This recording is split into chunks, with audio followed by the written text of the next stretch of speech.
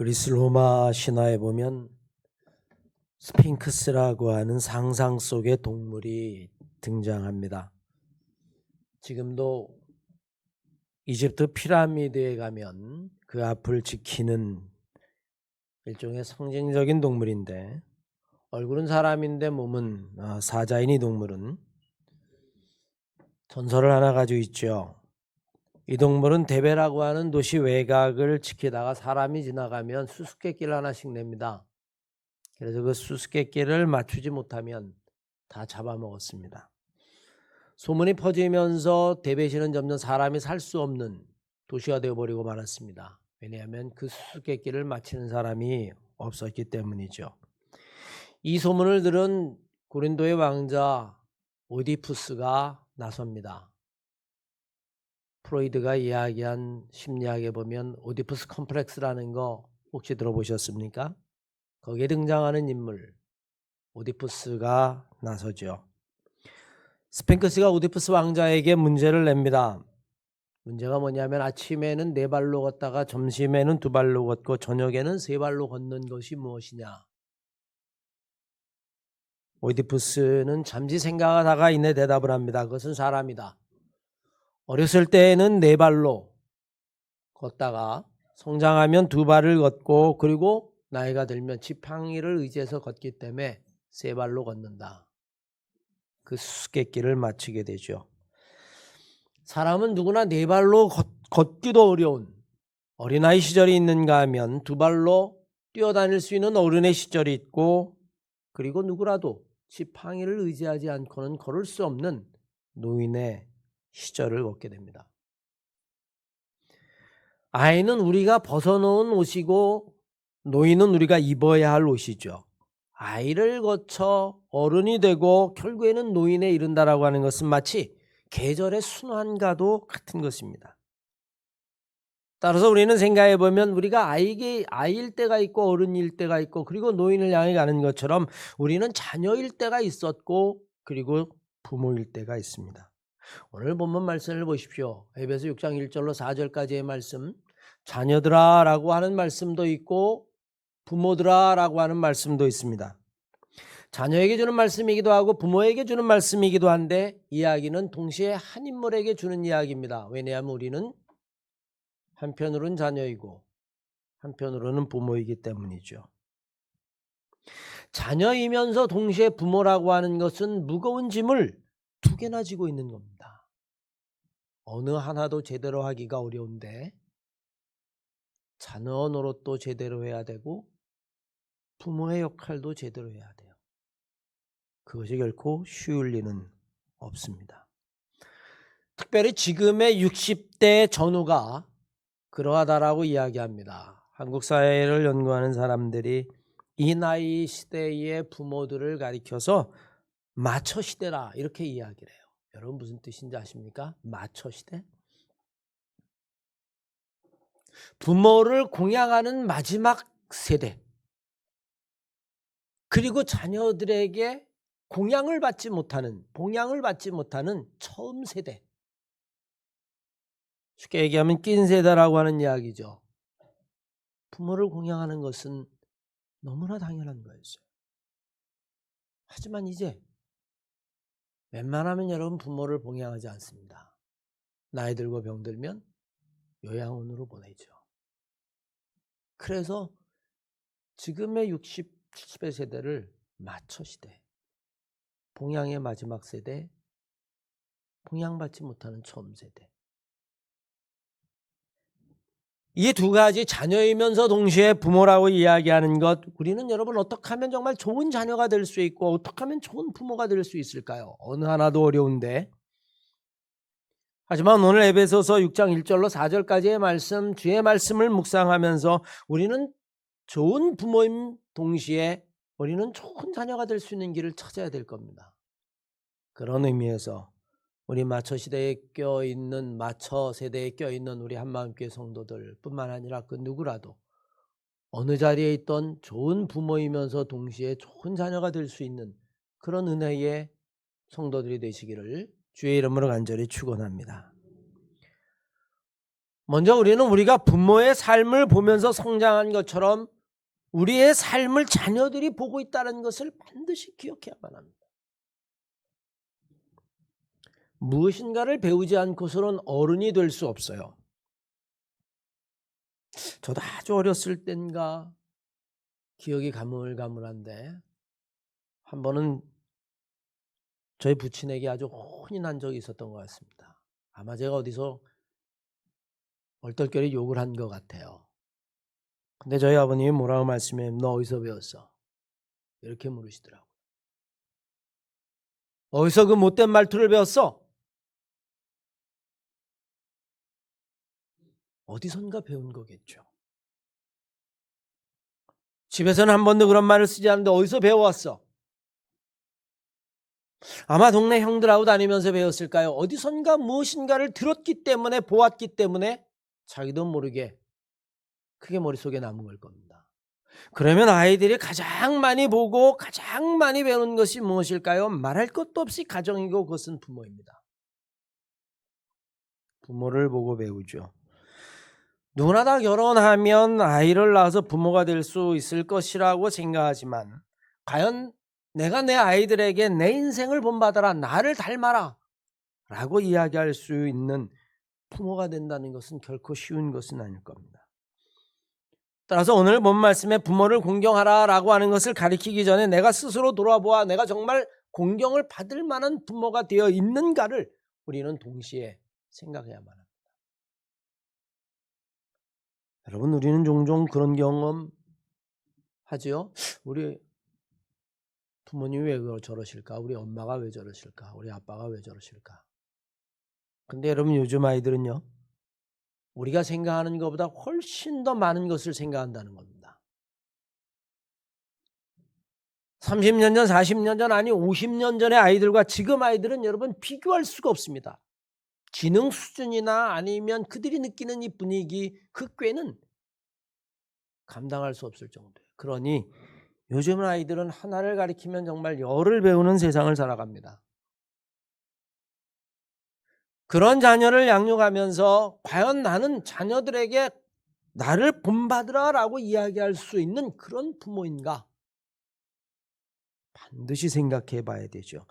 서산대사가 남긴 말 가운데 다음과 같은 말이 있습니다. 백범 김구 선생님도 평생을 마음에 둔 말이라고 하는데, 눈 덮인 들판을 갈 때에는 모름지기 어지럽게 걸어가지 마라. 오늘 걸어간 내 발자취가 반드시 뒷사람의 이정표가 될 것이다. 여러분, 뒷사람까지 생각할 거 없습니다. 내 자녀들의 이정표가 된다라고 하는 것은 그거는 막관한 일이에요.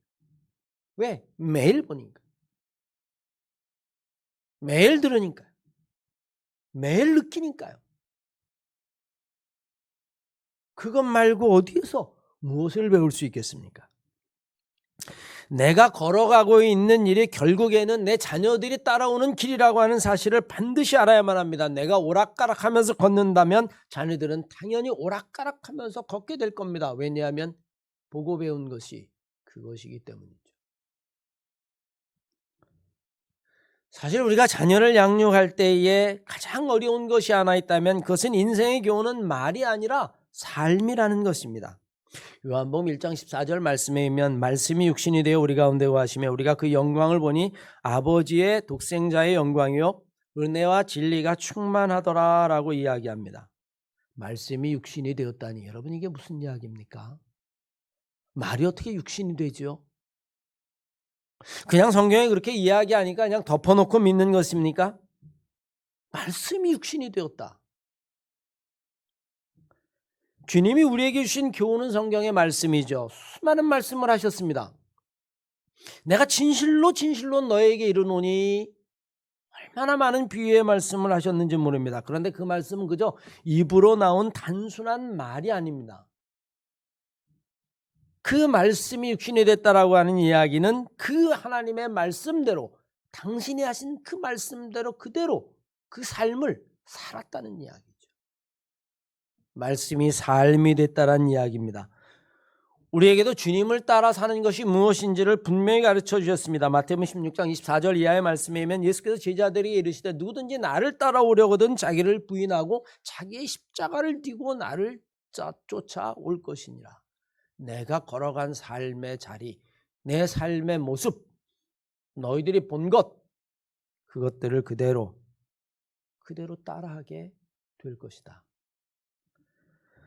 바울은 주님을 따르는 것을 말로 따르는 것이 아니라 삶으로 따르는 것을 분명히 알았습니다. 그래서 고린도전서 4장 16절 이하의 말씀에 의하면 그러므로 내가 너희에게 권하노니 너희는 나를 본받는 자가 되라. 무슨 말이에요? 나를 따라해라. 고린도전서 11장 1절 이하의 말씀에 의하면 내가 그리스도를 따라가는 사람이 된 것처럼 내가 그리스도를 본받는 자가 된 것처럼 너희들은 나를 본받는 자가 되라. 빌립보서 3장 17절 말씀 형제들아 너희는 함께 나를 본받으라. 우리로 본을 삼은 것 같이 너희도 그리스도를 본으로 삼아라. 부모로서 가장 하기 힘든 것 중에 하나가 뭔지 아십니까? 삶으로 보여줘야 된다는 거예요. 자녀들이 부모를 무시하는 가장 큰 이유가 뭔지 아십니까? 말한 대로 살지 않는다는 겁니다. 세상에 말만큼 쉬운 것이 없어요. 그냥 말은 막 해도 됩니다. 그래서 요즘은 아무 말 대잔치라고 이야기하지 않습니까? 그냥 아무 말이나 막 해도 돼요. 뭐 지키지 못할 말, 뭐 공언, 뭐 여러분 다 마음대로 됩니다. 정말 말은 쉬운 거예요. 그런데 그 말을 지키는 것은 너무너무 힘든 겁니다. 때로는 자기가 이야기한 말을 지키기 위해서 생명을 내걸어야 할 때도 있고 내 모든 것을 다 희생해야 될 때도 있는 것이 그것이 바로 말을 지키는 겁니다. 말대로 삶을 사는 거죠. 그러니 여러분 자녀들에게 삶으로 보여준다라고 하는 것은 10마디, 1000마디의 말보다 훨씬 더 중요한 것입니다. 힘든 것만큼 본으로 삶을 보여주는 것은 수만 마디의 말이 필요 없습니다. 1만 마디의 말이 필요 없고요. 10,000번의 말이 필요 없어요. 삶으로 보여주기 때문에 그렇습니다. 요한복음 13장 12절로 15절 이하의 말씀에 의하면 주님께서 제자들과 마지막 식사를 나누시고 식사를 다 물리시고 그리고 그들의 발을 씻기셨습니다. 요한복음 13장 말씀이죠. 그리고 옷을 입고 다시 앉으셔서 그들에게 말씀하십니다. 내가 너희에게 행한 것을 너희가 보았느냐? 너희가 이것을 아느냐? 너희는 나를 선생이라 주라.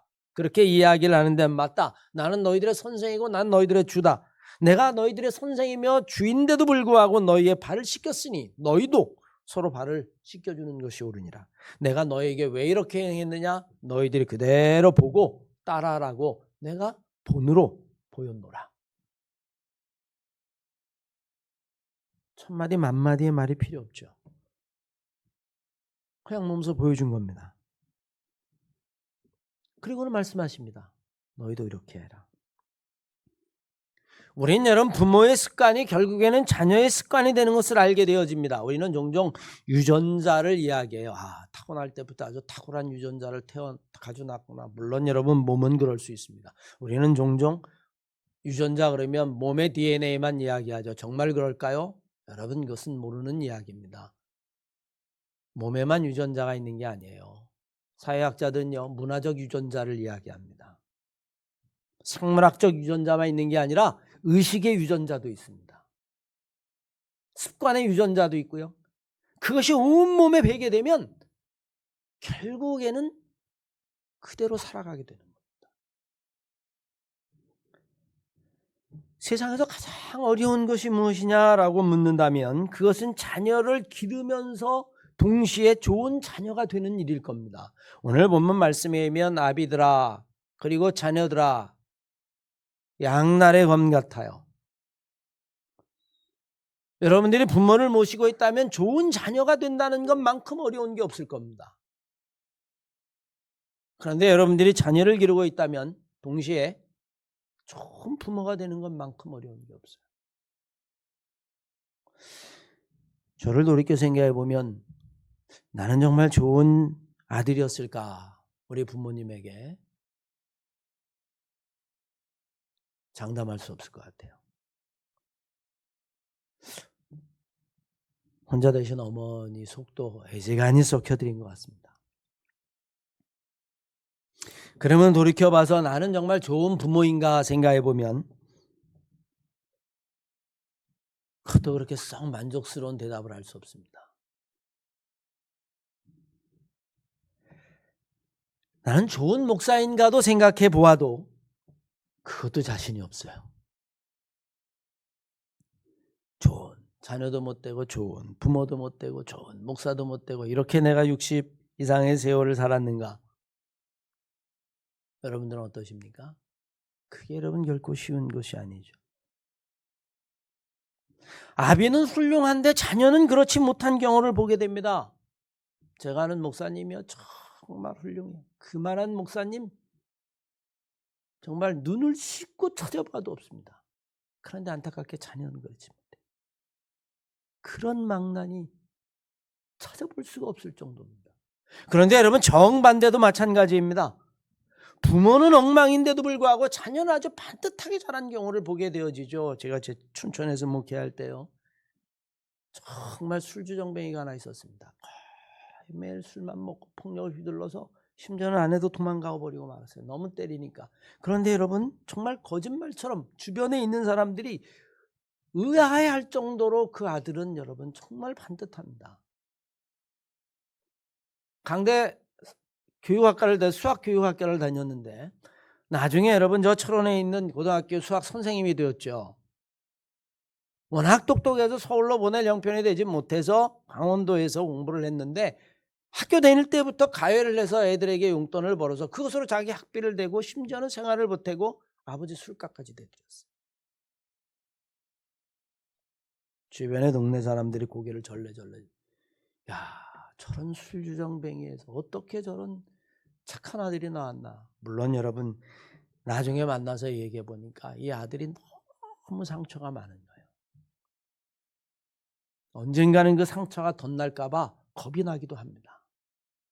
참고 나는 착해야 된다라고 하는 그 강박관념에 자기 인생을 다 희생하는 것 같은 숨도 쉬지 못하는 그의 마음을 바라볼 때 정말 안타깝죠. 우리는 나쁜 부모 밑에서도 우리는 좋은 아들이 나올 수 있고 반대로 좋은 부모 밑에서도 우리는 그렇지 못한 자녀들이 나오는 것을 봅니다. 여러분 우리는 어떻게 설명할 수 있을까요? 우리의 인생이라고 하는 것 그것은 여러분 각자마다 자기의 몫이 있다는 것도 알아야만 합니다. 아이들은 아이들의 인생이 있다는 것도 분명히 알아야만 합니다. 오늘 본문 말씀은 부모가 자녀를 어떻게 길러야 하는지에 대해서 아주 중요한 교훈을 줍니다. 4절 이하의 말씀을 보십시오. 또 아비들아 너의 자녀를 노엽게 하지 말라라고 말씀합니다. 왜 이런 표현을 썼을까요? 왜 자녀들을 가르쳐 노엽게 하지 말라라는 표현을 썼을까요? 여러분 지난 주일날 말씀드린 것처럼 이 성경이 기록됐을 당시 로마 시대 그리고 팔레스타인 2000년 전의 아이들은 중요한 존재가 아니었습니다. 심지어는 당시의 로마법에는 자녀들은 부모의 소유물과 같았어요. 그냥 마음대로 처리해도 됐습니다. 부모로 인해서 자식이 아무리 억울하고 불행한 일을 당해도 그것은 자신의 운명일 뿐 어디에도 하소연할 데가 없었단 말입니다. 여러분 요즘도 종종 그렇지 않아요? 자녀를 학대하는 사람들 경찰이 가면 뭐라고 이야기하는지 아십니까? 내 자녀 내가 마음대로 하는데 당신이 뭐야? 물론 여러분 지금은 통하지 않죠. 내 자녀라도 내가 마음대로 할 수 없습니다. 내 자녀는 결코 내 것이 아니기 때문에 그렇습니다. 그런데 우리나라는 문화적으로 그것이 어느 정도 용납되는 그런 문화를 살아요. 우리나라 문화의 특징이 있습니다. 자녀에게 온 정성을 다 쏟는 것만큼 자녀의 인생에 영향을 미치려고 합니다. 자녀의 인생은 내 것이라고 하는 생각이 지나칠 정도가 되어서 이것은 양극단으로 나타나는데 내 거니까 내 마음대로 내가 화가 나니까 마음대로 확대해도 돼 라고 하는 것과 아이들의 인생을 마치 내가 마음대로 디자인하고 아이들의 인생을 계획하고 아이들의 인생을 만들어 줄 수 있다라고 생각합니다. 둘 다 끔찍한 불행입니다. 외국에서 입시 설명회를 할 때 외국 사람들이, 외국에 있는 교육 전문가들이 우리나라 아이들 입시 설명회를 할 때에 부모들이 꽉 차는 걸 보고는 정말 이상하게 생각한다는 거예요. 아니, 대학은 지들이 가는데 왜 도대체 부모들이 저렇게 나서서 자기의 인생을 어렸을 때는 은연하지만 이미 인생을 계획할 정도 되면 그것을 선택할 수 있는 자율적인 아이로 만들어야 하는데, 애는 집에 두고 부모가 가요. 이과 문과 지가 결정합니다. 너는 무슨 과를 가라고 이야기합니다. 왜? 그게 제일 전망이 좋다고 생각을 해요. 자기의 생각일 뿐입니다. 자기가 살아온 인생일 뿐이에요. 자기가 가지고 있는 욕심을 아이들에게 그대로 투영하는 겁니다. 심지어는 여러분, 결혼도 마찬가지입니다. 얼마나 많이 부모가 깊이 관여하는지, 심지어는 부부 생활도. 제가 아주 어렸을 때 친구가 있었어요. 집이 어마어마하게 부자였는데요, 결혼한 지 3개월 만에 이혼을 했습니다. 나중에 만나서 이야기를 해보는데 자기는 이혼하고 싶지 않았다라고 이야기해요. 그런데 부모가 이혼시킨 겁니다. 마음에 들지 않는다고. 제가 그때 함을 줬는데 그 함이 여러분 지금부터 30년도 더 된 시절에 함에 들어간 것만 한 값만 1억이었어요. 5대 보석에 모든 폐물을 다 넣습니다. 상상이 안 되시죠? 그 정도로 부자였어요. 그런데 이혼을 했어요. 자녀들보다는 부모의 양측에서 서로 화가 나서 이혼을 시킨 건데, 더 놀라운 건 뭔지 아십니까? 나중에 함을 돌려받았는데 함을 뜯어보지도 않았어요. 왜? 하찮은 거 보냈다고. 부인 집은 더 부자야. 여러분, 진짜로 있었던 일이에요. 왜 결혼을 했어요? 그냥 이혼시킨 거예요. 넌 살면 안 돼. 우리는 여러분, 자녀의 인생, 부모가 그렇게 깊이 관여하는 것은 정말 어떻게 보면 그건 그 아이의 인생을 망치는 것이죠. 전 세계 OECD 국가 가운데 노인 빈곤율은 전 세계에서 대한민국만큼 가난한 노인들이 없다라고 이야기합니다. 왜 그런지 아십니까? 평생 자녀를 기르느라 자기 노후 준비도 못하고 퇴직해서 받은 연금도 결혼자금, 사업자금으로 다 대주고 껍데기만 남아. 그리고는 나중에 자녀에게 무시당한다라고 이야기하고 빈곤의 악순환 가운데 가장 처절한 인생을 사는 거죠. 한국인들이 조금 더 행복해지려면 두 가지에서 벗어나야 한다라고 하는 보도를 본 적이 있어요. 한국 사회의 문제를 연구하는 전문가가, 첫째, 자녀에게서 벗어나라. 자녀는 네 인생이 아니다. 네가 생각하는 가장 좋은 직업이라는 것이 그 자녀가 살 때는 가장 좋은 직업이 아닐 수도 있다.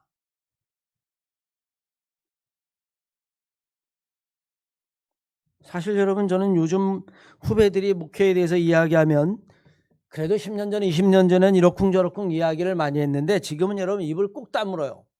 왜냐하면 제 경험이 눈꽃만큼도 도움이 되지 않기 때문입니다. 제가 목회를 시작해서 개척을 해서 교회가 막 부흥할 때, 지금부터 여러분 정확히 33년 전, 그때는 핸드폰은 고사하고 컴퓨터를 가진 사람도 없었습니다. 제가 춘천에 와서 처음 교회에서 컴퓨터를 사줬는데 그때 120만 원짜리였는데 여러분, 그때 컴퓨터의 용량이 600메가였어요. 그거를 설치해 주러 온 기사가 나한테 어마어마한 거짓말을 합니다. 목사님, 이거 사시면요 은퇴하실 때까지 쓸 수 있습니다. 600메가를 가지고 은퇴할 때까지 쓰셔도 이 용량을 다 못 씁니다. 딱 6개월 되니까요, 그 고물됐어요. CD 하나를 저장하지 못했습니다. 지금 여러분 아이들은 어떤지 아십니까? 핸드폰을 들고 다녀요. 이게 용량이요, 영화 수십 편이 들어가도 끄떡 없습니다. 이런 아이들이 자라있는데 내가 내 경험을 이야기해봐야 컴퓨터도 없던 시절의 경험을 지금 컴퓨터뿐만 아니라 핸드폰의 컴퓨터의 몇 배의 기능을 가지고 있는 수십 배의 기능을 가지고 있는 것을 3살, 4살부터 마음대로 만지던 아이들에게 내가 무엇을, 내 경험이 어떤 이득이 된다고. 내가 볼 때는 이 직업이 절대적으로 너 사는데 좋을 거야. 천만의 말씀입니다. 지금에 있는 아이들이 성장했었을 때는 어쩌면 여러분 지금 최고의 직업들은 한참 뒤로 물러나 있을지도 몰라요. 절대로 자녀는 내 것이 아니란 이야기입니다. 우리는 여러분 분명히 성경이 이야기하는 말씀에 귀 기울여야만 합니다. 자녀의 인생은 부모의 소유물이 아닌 것입니다. 부모가 자기의 뜻대로 기르는 것이 절대로 아닙니다. 그래서 오늘 본문은 이렇게 이야기하죠. 오직 주의 교양과 훈계로 양육하라. 너의 생각과 너의 의도대로 양육하지 말라는 겁니다. 그냥 아이들 스스로 가장 잘할 수 있는 것이 무엇인지. 그런데 여러분 우리는 거기에 관심을 갖지 않죠. 제 대학 후배 가운데 지목사라는 친구가 있는데 딸이 셋인데 딸 셋을 전부 다 하버드 대학을 보냈어요. 사람들이 와 어떻게 하버드 대학을 보냈냐 또 관심이 돼서 이번에 조그만 책을 하나 냈습니다. 그 어머니가 그 글에서 이렇게 이야기하죠. 자녀들은 저마다의 재능을 가지고 있다. 그런데 부모는 그것을 무시할 뿐이다. 어떤 아이는 아주 탐구심이 가장 강하고 어떤 애들은 심부름하면 정말 잘해서 책임감이 강하고 어떤 아이들은 예술적인 감각이 정말 뛰어나고 그런데 부모는 싸그리 무시한다. 뭐만 해요 오직? 성적. 넌 뭐가 돼야 돼? 의사.